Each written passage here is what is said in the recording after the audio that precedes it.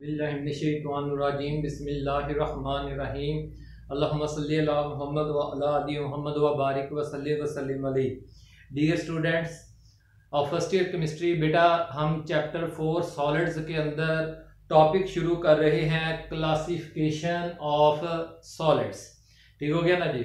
तो बेटा जी हमने पिछले लेक्चर में भी देखा था कि हम क्रिस्टलाइन सॉलिड्स को जो है वो शेप्स ऑफ द क्रिस्टलाइन या ज्योमेट्रिकल पैटर्न्स या जो क्रिस्टलाइन फॉर्म्स होती हैं उसके बुनियाद पर भी, तो उसमें हमने देखा था कि हम जो है वो ए बी सी की अगर लेंथ बराबर है और तमाम अल्फा बीटा गैमा एंगल जो वो 90 डिग्री हैं तो हम कहेंगे जो वो क्रिस्टलाइन सॉलिड जो है वो क्यूबिक कैटेगरी के होंगे। ठीक हो गया ना जी। इसी तरह से अगर जो वो ए बी सी बराबर हैं, अल्फा बीटा गैमा जो है वो अल्फा बीटा गैमा जो है वो 90 डिग्री के हैं, लेकिन ए बी सी जो है वो उनमें से सी जो है वो ए बी के बराबर नहीं है, तो उन क्रिस्टलाइन सॉलिड्स को हमने टेट्रागोनल कहा था, जिसमें तीनों लेंथ बराबर ना हो लेकिन एंगल 90 डिग्री के हों, वो हमने आर्थोरोम्बिक कहा था। ये मैं टेबल 4.7 से ही बोल रहा हूँ। ठीक हो गया ना जी। यानी हम 7 क्रिस्टल सिस्टम्स में तमाम क्रिस्टलाइन सॉलिड को हमने 7 क्रिस्टल सिस्टम्स में डिवाइड किया हुआ। ये टेबल आपको याद करना है, ठीक है। कोई मुश्किल नहीं है, एक तरतीब के साथ सारा कुछ है, सिर्फ आपको एग्जांपल्स के ऊपर ज्यादा जो है वो रट्टा मारना पड़ेगा, मजबूरी है जी। Based on types of forces of attraction present between the constituent particles. बड़े मैंने आपको कई दफा आयनिक क्रिस्टलाइन सॉलिड्स में अगर एटम्स पाए जाते हैं तो हम उन्हें एटॉमिक सॉलिड या कोवेलेंट सॉलिड्स कहते हैं, तो वहां पे covalent bond force of attraction है। इस तरह से अगर क्रिस्टलाइन सॉलिड्स के अंदर जो है वो ऑपोजिटली चार्ज रखने वाले कैटायंस एंड अनायंस पाए जाते हैं तो उनके दरमियान में फोर्स ऑफ अट्रैक्शन कौन है? आयनिक बॉन्ड है। ठीक हो गया ना जी। और अगर जो है वो जैसे सोडियम क्लोराइड, ठीक है जी, इस तरह से अगर क्रिस्टलाइन सॉलिड्स को बनाने वाले कॉन्स्टिट्यूएंट पार्टिकल्स मॉलिक्यूल्स हैं तो उनमें इंटरमॉलिक्यूलर फोर्स ऑफ अट्रैक्शन जो है वो फोर्स है, तो उनको फिर हम मॉलिक्यूलर सॉलिड जैसे सक्रोज, ग्लूकोज, आयोडीन एटसेट्रा। अच्छा जी, फिर इस तरह से जो है वो मेटालिक सॉलिड्स के अंदर कटायंस पाए जाते हैं और उन कटायंस को होल्ड करके रखने वाली सिर्फ कटायंस, ओनली कटायंस पाए जाते हैं मेटालिक सॉलिड्स में, और उस फोर्स का नाम है मेटालिक बॉन्ड। तो इस तरह से आयनिक solids, covalent solids, metallic solids, molecular solids. ठीक हो गया ना जी। आज बेटा जी हम आयनिक सॉलिड्स के ऊपर बात करते हैं। आयनिक सॉलिड्स की डेफिनेशन अपनी किताब पे आ जाइएगा जी। किताब में पेज 101 पे आयनिक सॉलिड्स की डेफिनेशन, आयनिक सॉलिड्स, आयनिक क्रिस्टल्स एक ही लफ्ज है। ठीक हो गया ना जी। आयनिक कंपाउंड्स भी यही है। ये ना हो कि आप कहें जी सर जी आयनिक क्रिस्टल्स और होती हैं और जो है आयनिक कंपाउंड्स और होते हैं। नहीं, ये सब कुछ एक ही चीज का नाम है। ठीक हो गया। अब जरा यहाँ पे जगह थोड़ी है तो इसलिए ऐसे है। चलिए, तो डेफिनेशन आप जरा किताब से नोट कर लें, हाइलाइटर आपके पास होना चाहिए, हाइलाइटर उठा लें और शुरू हो जाए मेरे साथ। Crystalline solids in which the particles forming the crystals are positively and negatively charged ions are called ionic solids। ये आपकी एक डेफिनेशन, एक हाइलाइटर जी। अगला बेटा जी, these ions, these को दी बना लें, फिर डेफिनेशन एक और आ गई, डेफिनेशन नंबर 2 किसकी? आयनिक बॉन्ड की। the ions are held, these को दी बना दें, ions के ऊपर क्या लिख दें?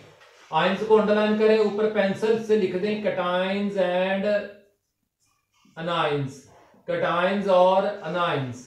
ठीक है ना जी, कैटायंस और अनाइंस। ये मैंने किसको कहा? आयंस कौन है? Cations and anions are held together, उनको इकट्ठा पकड़ के रखा जाता है किसके जरिए से? दे आर हेल्ड टुगेदर जो है bye strong electrostatic forces of attractions. These attractive forces are called ionic bonds। यहां तक आपने हाईलाइट कर लेना है जी। एग्जांपल दी गई है sodium chloride, potassium bromide and etcetera are ionic solids. तो प्रॉपर्टीज ऑफ आयनिक सॉलिड्स, पहली प्रॉपर्टी आयनिक सॉलिड्स की क्या है? उनका क्रिस्टलाइन होना जी। Ionic solids are crystalline solids. तो बेटा जी जरा इसको सिर्फ अंडरलाइन कर लीजिएगा, ठीक है ना। हेडिंग मैंने बना दिया है। पहली प्रॉपर्टी का heading, cations and anions are arranged in well defined geometrical patterns. कुछ इस तरह से जरा देखें, ये मिसाल के तौर पर एक पॉजिटिव आयन है, ये पॉजिटिव आयन, इसके इर्द गिर्द ये नेगेटिव आयंस। ठीक हो गया ना जी। फिर नेगेटिव आयंस के इर्द गिर्द कौन मौजूद है? Positive ions.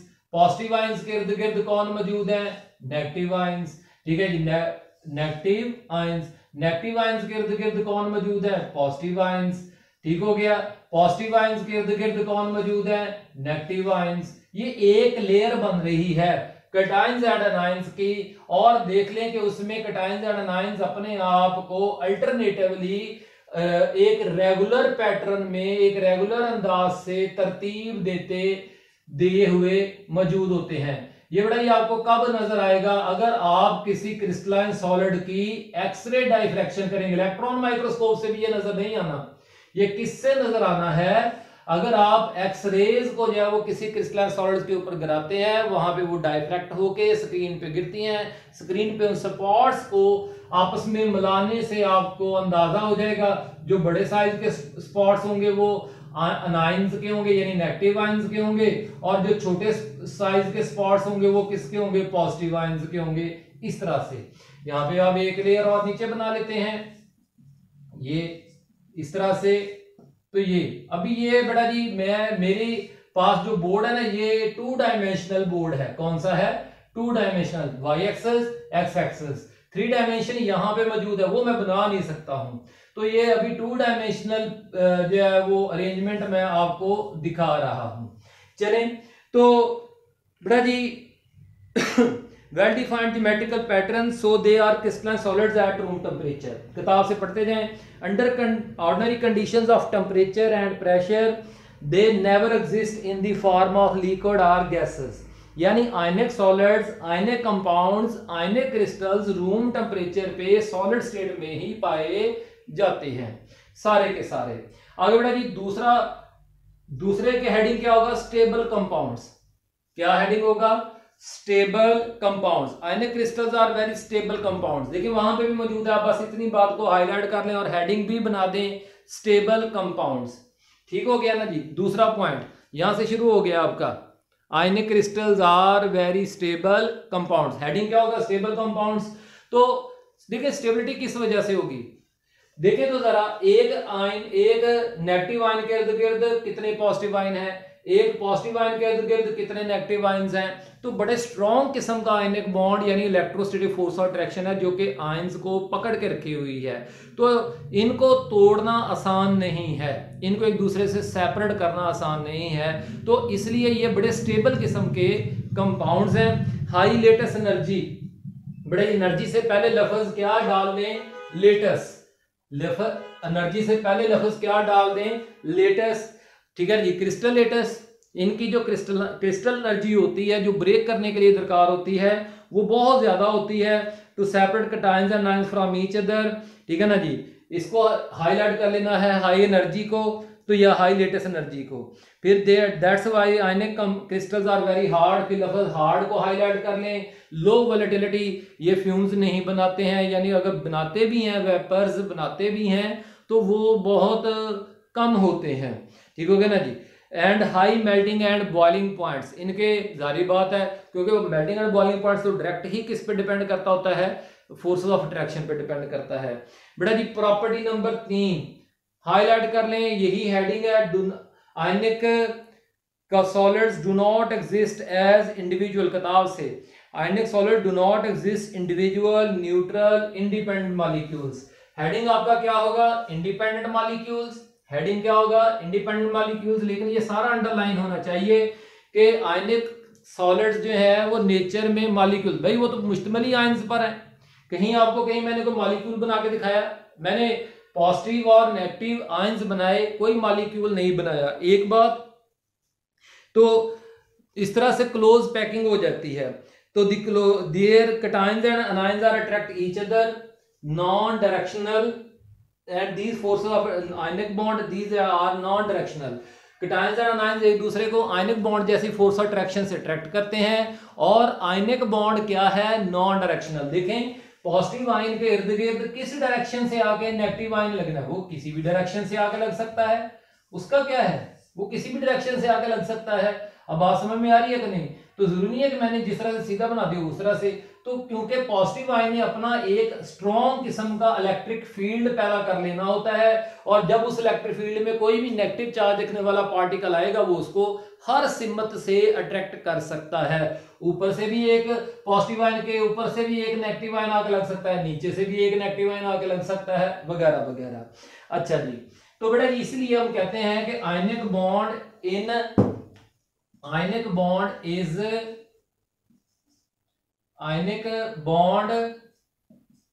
Is non directional, ठीक है ना जी, नॉन डायरेक्शनल। अब बेटा जी आगे चलते हैं कि crystal lattice is divided when the ions and ions arrange themselves symmetrically in an alternate manner. वो मैंने आपको दिखा दिया, alternate, negative ion, positive ion, negative ion. देखें अल्टरनेट का मतलब है एक के बाद दूसरा, नेगेटिव आयन के बाद पॉजिटिव, पॉजिटिव के बाद फिर पहला आ गया, एक के पहले के बाद दूसरा, दूसरे के बाद पहला, दूसरे के बाद फिर पहला, फिर दूसरे के बाद पहला, इस तरह से आ रहे हैं। तो the structure of the ionic crystal depends upon, बड़ा ये अगला हेडिंग क्या होगा, structure of ionic crystal. Structure of ionic crystal के किस तरह का उसका स्ट्रक्चर होगा। मैं जरा एक आपको ना एक और चीज बना के दिखाता हूं, ये है गलत लेकिन आपको सिर्फ समझाने की खातर बाज़ हमें गलत भी करना पड़ता है, लेकिन याद रखें मैंने बेटे पहले आपको बता रहा हूं कि ये है गलत। क्यों गलत है? क्योंकि मेरे पास जो पेज है वो 2 डायमेंशनल है और उसके ऊपर मैं 3 डायमेंशनल कैसे ड्रा कर सकता हूं, ये गलत है ना, हकीकत में नहीं। लेकिन मैं आपको एक आइडिया दे देता हूं ताकि आपको जरा बात समझ में आए कि कैसे हुआ ये। जरा नेगेटिव आयंस के ऊपर फोकस कीजिएगा। नेगेटिव आयंस के सेंटर्स को मैंने आपस में मिला दिया, सिर्फ और सिर्फ नेगेटिव आयंस के, ठीक हो गया। नेगेटिव आयंस के सेंटर्स को आपस में मिलाता जा रहा हूं, ठीक हो गया। तो आप देख सकते हैं कि ये एक अदद ज्योमेट्रिकल पैटर्न बन गया है। ये ज्योमेट्रिकल पैटर्न इसलिए मैं बनाने में कामयाब हुआ हूं क्योंकि इस फिगर के अंदर कैटायंस एंड अनायंस में ऑर्डरली अरेंजमेंट था। अगर वो ऑर्डरली अरेंजमेंट में ना होते, अगर सारे अनायंस ऑर्डरली अरेंजमेंट में ना होते तो मैं ये ज्योमेट्रिकल पैटर्न भी ना बना पाता। अगर कोई अनायन यहां पे होता, कोई यहां पे होता, कोई यहां पे होता, तो फिर मैं इक्वल लेंथ वाला, ठीक है ना जी, इक्वल लेंथ वाला जो है वो क्यूब ना बना पाता। आ रही है बात समझ में? मैं इसलिए बनाने में कामयाब हुआ हूं क्योंकि अनायंस अल्टरनेटिवली ऑर्डरली अरेंजमेंट में मौजूद थे कैटायंस के लिहाज से। यही काम आप कैटायंस के लिहाज से भी कर सकते हैं। तो उम्मीद है बेटा जी अब आपको ये लाइन समझ में आएगी। The structure of the ionic crystal depends upon the radius ratio of the cations and anions, ठीक है ना जी। जो है तो अगर बेटा जी मसलन for example sodium chloride and caesium fluoride have the same geometry, दोनों का क्यूबिक होगा, क्योंकि सोडियम क्लोराइड में सोडियम का साइज छोटा है तो क्लोराइड का साइज बड़ा है, लेकिन सीजियम फ्लोराइड में सीजियम आयन का साइज बड़ा है, फ्लोराइड का साइज क्या है, छोटा है, ठीक है ना जी। तो same geometry because the radius ratio in both cases is the same. लेकिन अगर मिसाल के तौर पर यही पोटेशियम नाइट्रेट होता तो बदल जानी थी, ठीक हो गया ना जी, वगैरह वगैरह। तो फिर क्यूबिक की बजाय हो सकता है कि जी वो आर्थोरोम्बिक होता, ठीक हो गया ना जी, तो वगैरह, या रोम्बोहेड्रल वगैरह होता, इस तरह की मेरी बात, यानी रोम्बोहेड्रल होता। तो ये चीज इस तरह से है। तो रेडियस रेशियो को डिपेंड कर बदलने से क्यूबिक जो क्रिस्टलाइन शेप्स हैं आयनिक सॉलिड्स की वो बदलती हैं। But in case of ionic crystals, अच्छा जी अब नंबर 5 पे formula math of ionic compound. बड़े फर्स्ट चैप्टर में बताया था जब हमने आपको एम्पिरिकल फार्मूला और मॉलिक्यूलर फार्मूला बताया था, पढ़ाया था, उस वक्त बताया था कि आयनिक सॉलिड्स के अंदर कैटायन के इर्द गिर्द देखें ये पॉजिटिव आयन है कैटायन, इसके इर्द गिर्द नेगेटिव आयन एक खास तादाद में पाए जाते हैं, और नेगेटिव आयन के इर्द गिर्द भी पॉजिटिव आयन एक खास तादाद में पाए जाते हैं। मसलन मैं आपको मोटा मोटा सा बताता हूं, एक सोडियम पॉजिटिव आयन के इर्द गिर्द, एक के इर्द गिर्द, ठीक है ना जी, क्लोराइड आयंस कितने पाए जाते हैं, 6 पाए जाते हैं। कितने पाए जाते हैं, 6। या फिलहाल आप मेरे ऊपर यकीन कर लें, ठीक हो गया ना जी। और इसी तरह से एक क्लोराइड के इर्द गिर्द कितने सोडियम आयंस पाए जाते हैं, 6। तो अगर अब आप ओवरऑल करें तो सोडियम आयंस और क्लोराइड आयंस में 6/6, ठीक है ना, यानी 6 के लिए 6 तो 1/1। तो फिर इस तरह से फार्मूला क्या बन गया, NaCl। तो देखें यहाँ पे पहले ही स्मॉलेस्ट रेशो में पाए जा रहे हैं। तो इसलिए जो है क्या हुआ, हम कह सकते हैं कि आयनिक सॉलिड्स के अंदर जो आयंस होते हैं, कैटायंस एंड एनायंस हैं, वो चूंकि एक सिंपलेस्ट रेशो में रिपीट करते रहते हैं अपने आप को, इसलिए इनके मॉलिक्यूल्स नहीं होते। जिनके मॉलिक्यूल्स ही नहीं उनकी मॉलिक्यूलर मास भी नहीं, तो इसलिए हम इनके क्या बनाते हैं, फार्मूला यूनिट्स। बेटा अगर आपको याद आ जाए तो मैंने आपको फार्मूला यूनिट की डेफिनेशन कुछ ये लिखवाई थी। फार्मूला यूनिट की डेफिनेशन ये नोट करनी है आपने, इस पेज पे भी नोट करनी है। The smallest unit of ionic compounds in which cations and anions are present in smallest proportion या रेशो, ठीक हो गया ना जी, इज कॉल्ड फार्मूला यूनिट। उसको हम क्या कहते हैं, फार्मूला यूनिट। ये फार्मूला यूनिट की डेफिनेशन आपने इस पेज पे भी लिखनी है, फर्स्ट लेक्चर में भी मैंने लिखवाई हुई है। तो थोड़ा सा लफ्ज आगे पीछे हो सकता है लेकिन बेसिक कंसेप्ट यही है। तो बेटा जी अब आयनिक सॉलिड्स में तो मॉलिक्यूल्स हैं ही नहीं, फार्मूला यूनिट्स हैं, तो इसलिए उनका मॉलिक्यूलर मास नहीं क्या होता है, फार्मूला मास होता है। पांचवा पॉइंट पढ़ें, in case of ionic crystals we always talk about the formula mass of the substance यानी compound, not the molecular mass because they do not exist in the form of molecules. अब बेटा जी number 6 पे heading आपका highlighter भी ले लें, pencil भी ले लें। देखिए हेडिंग मैंने क्या बनाया, short question. Ionic solid do not conduct electricity in solid state, आगे वाई का लफ्ज खुद लगाएं और सवाल बना लें, ठीक है जी। Ionic crystals do not conduct electricity in solid state, ठीक है ना जी। वाई लगा के क्वेश्चन बना लें खुद और आंसर भी शुरू हो गया आगे अगली लाइन से, because they do not conduct, क्या ये आयंस फ्रीली मूव कर रहे हैं, नहीं ना कर रहे, ये तो फिक्स हो गए अपनी पोजीशंस पे। तो इसलिए because they do not exist, because on account of electrostatic force existing between the cations and anions remain tightly held together, hence occupy fixed positions। वो फिक्स पोजीशन, जब वो फिक्स हैं तो वो फिर इलेक्ट्रिक करंट को एक जगह से दूसरी जगह शिफ्ट नहीं कर सकते। लेकिन बेटा जी, लेकिन जरा देखें, अगर मैं मिसाल के तौर पर सोडियम क्लोराइड के सॉलिड को पानी में हल करता हूं, सोडियम क्लोराइड के सॉलिड को, उसमें पॉजिटिव और नेगेटिव आयंस मौजूद हैं लेकिन जुड़े हुए हैं, टाइटली हेल्ड हैं। अगर उसको मैं पानी में डालता हूं तो फिर सोडियम आयंस क्लोराइड आयन से क्या हो जाएंगे, अलग हो जाएंगे और फ्रीली मूव करेंगे। एक्वस का मतलब सॉल्यूशन, ठीक हो गया ना जी। पानी में वो हल हो जाएंगे और फ्रीली मूव कर रहे होंगे। अब जब हम उसके ऊपर इलेक्ट्रोड्स की मदद से इलेक्ट्रिक पोटेंशियल लगाएंगे तो नेगेटिव आयंस जो है वो फ्लो करते हुए पॉजिटिव इलेक्ट्रोड की तरफ जाएंगे और सोडियम आयन जो है वो फ्लो करते हुए किसकी तरफ जाएंगे, कैथोड की तरफ, यानी नेगेटिव इलेक्ट्रोड की तरफ जाएंगे। तो flow of ions, flow of charges is called electric current.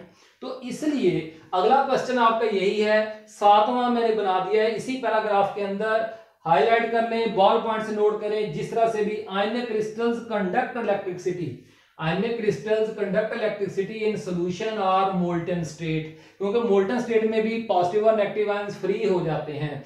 In both cases ions are free, बस ये जवाब है, ions are free.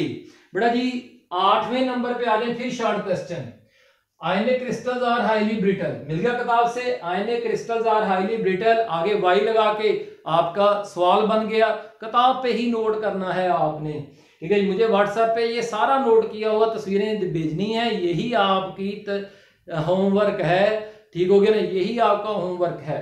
Ionic crystals are highly brittle, why, because ionic solids are composed of, आप नजर आ रहा है आयनिक solid, देखें आपने नमक को लोहे के ऊपर आप अपना अंगूठा फेरें, लोहा मेटल है, उसके ऊपर आप अपना अंगूठा फेरें, चखें, कोई जायका आएगा, नहीं आएगा। आएगा तो किसका आएगा, उस मैल मूल का आएगा या मट्टी का आएगा जो उसके ऊपर पड़ी हुई थी। लोहे का कोई जायका नहीं आएगा। लेकिन अगर आप अपना अंगूठा जो है वो किसके ऊपर फेरते हैं, नमक की डली के ऊपर फेरते हैं, नमक का पीस जो है उसके लेटेस्ट के ऊपर फेरते हैं और उसके बाद चखते हैं तो आपको जायका महसूस होता है, नमकीन। तो इसका मतलब है कि जब आप इसके ऊपर अंगूठा फेर रहे थे तो कुछ नमक, कुछ सोडियम एंड क्लोराइड आयंस अपने लेटेस्ट से, अपने पीस से अलहदा हुए और आपके अंगूठे के साथ चिपक गए। ऐसा क्यों हुआ? ठीक है ना जी, ऐसा क्यों हुआ? यानी एक हल्का सा अंगूठा फेरना ही क्या कर देता है, उस आयनिक लेटेस्ट को ब्रेक कर देता है। ऐसा कैसे हो जाता है? तो बेटा इस ब्रेक होने के अमल को क्या कहते हैं? ब्रिटलनेस। क्या कहते हैं? ब्रिटलनेस। तो हम कहते हैं कि ionic crystals are highly brittle. ये ब्रिटल होते हैं, इनके ऊपर हल्का सा भी स्ट्रेस लगा दें, तो हल्का सा भी अगर हम स्ट्रेस लगा दें तो ये लेयर्स जो हैं ये देखें, ये एक ही लेयर है लेकिन उसमें रोज कितनी है? ये पहली रो है, ये दूसरी रो है, ये तीसरी रो है, ये चौथी रो है। ठीक है, हर रो के अंदर ऑपोजिटली चार्ज रखने वाले आयंस अल्टरनेटली मौजूद है। जब आप हल्का सा भी स्ट्रेस लगाएंगे, ठीक है ना जी, तो ये लेयर जब वो स्लिप करेगी दूसरी रो के ऊपर, पहली रो जो वो दूसरी रो के ऊपर, जिसके नतीजे में लाइक आयंस, नेगेटिव आयन के सामने नेगेटिव आयन आ जाएगा, पॉजिटिव आयन के सामने पॉजिटिव आयन। अपनी किताब में फिगर 4.16 को देखें, फिगर 4.16 को देखें तो उसमें ऐसा ही हुआ है, एक बगैर स्ट्रेस के जैसे फोर्स लगी है तो लाइक आयंस, नेगेटिव आयन के सामने नेगेटिव आयन, पॉजिटिव आयन के सामने पॉजिटिव आयन आ गया है। तो जिसके नतीजे में क्या हो गया है, रिपल्शन पैदा हो जाती है, अट्रैक्शन की बजाय रिपल्शन। और पहली या दो रो जो है वो तीसरी चौथी लेयर से अलहदा हो जाती है और वो हमारे अंगूठे के साथ चिपक जाती हैं और इसलिए हमें नमक महसूस होता है जी। तो ionic crystals are highly brittle. जवाब बेटा की किताब से ही, because ionic solids are composed of parallel layers which contains cations and anions in alternate position, so the opposite ions in various parallel layers lie over each other. When an external force is applied, one layer of the ion slide a bit over the other layer along a plane. उसी plane में थोड़ा सा slide कर जाते हैं। तो इस slide की वजह से क्या होता है, in this way like ions comes in front of each other. एक जैसा चार्ज रखने वाले आयंस एक दूसरे के आमने सामने आ जाते हैं and hence begin to repel. So the application of little external force develop a repulsion between two layers causing brittleness. बेटा जी नोवा हाई डेंसिटी, क्योंकि कैटायंस एंड आयंस बहुत क्लोज पैकिंग रखते हैं तो इसलिए इनका मैस ज्यादा होगा, वॉल्यूम क्या होगा, कम होगा, तो इसलिए हाई डेंसिटी के होंगे। Mostly high density due to close packing. Such compounds have the ionic crystals give ionic reactions. ये ionic reactions देते हैं, ठीक है जी। ये क्या देते हैं? आयनिक रिएक्शंस। आयनिक रिएक्शंस को भी हाईलाइट कर लिया, मैंने वहां पे नहीं लिखा लेकिन आयनिक रिएक्शंस भी हेडिंग बनना है। और इसी तरह से in polar solvents and they are very fast reactions. Ionic reactions जो है वो क्या होते हैं, नंबर यहाँ पे अब मैं इसको नंबर 11 कर देता हूँ, नंबर 12 कर देता हूँ, नंबर 10 पे क्या आना है, फास्ट आयनिक रिएक्शंस। फास्ट आयनिक रिएक्शंस, ये आयनिक रिएक्शंस देते हैं जिसमें आयंस हिस्सा लेते हैं। नंबर 11 पे बेटा ये सॉल्वेंट, ये पोलर सॉल्वेंट्स में हल होते हैं। और नंबर 12 पे आइसोमॉर्फिज्म, पॉलीमॉर्फिज्म का फिनोमिना जो है आयनिक सॉलिड्स जो है वो शो करते हैं। The properties like isomorphism, poly are also associated with ionic crystals. In order to understand the structure of ionic crystals, let us explain the structure of sodium chloride. तो वो अगले लेक्चर में करेंगे। अल्लाह ताला हम सब का हमें नासर आमीन। शुक्रिया।